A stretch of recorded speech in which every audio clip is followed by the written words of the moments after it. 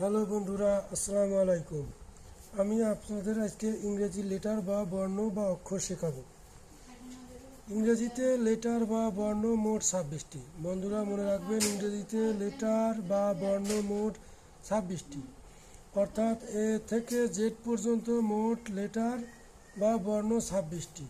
বাংলায় যেমন স্বর থেকে চন্দ্রবিন্দুর পর্যন্ত 50টি অক্ষর আছে, ঠিক সেভাবে ইংরেজিতে এ থেকে জেড পর্যন্ত 26টি অক্ষর বা লেটার আছে। ইংরেজিতে বলে লেটার, বাংলায় বলে অক্ষর। ইংলিশ লেটার বা বর্ণ দুই প্রকার। ইংলিশ লেটার বা বর্ণ দুই প্রকার। 1 নম্বরে ভাওয়েল, 2 নম্বর কনসোনেন্ট। মনে রাখবেন, 1 নম্বরে ভাওয়েল, 2 নম্বর কনসোনেন্ট। ভাওয়েল ভাওয়েল মোট 5টি। ভাওয়েল মোট 5টি। A E I O U. A E I O U. তাহলে আমরা শিখলাম ভাওয়েল মোট 5টি। A E I O you, এই 5টিকে ভাওয়েল বলে।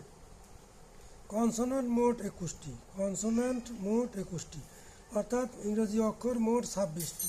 26টি থেকে 5টি অক্ষর ভাওয়েল বাদ দিলে মোট অক্ষর থাকে 21টি। এই 21টিকে বলা হয় কনসোনান্ট।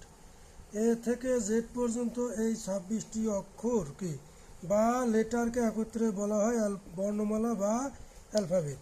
মনে রাখবেন, এ থেকে জেড পর্যন্ত এই 26টি অক্ষরকে বা লেটারকে একত্রে বলা হয় বর্ণমালা বা অ্যালফাবেট।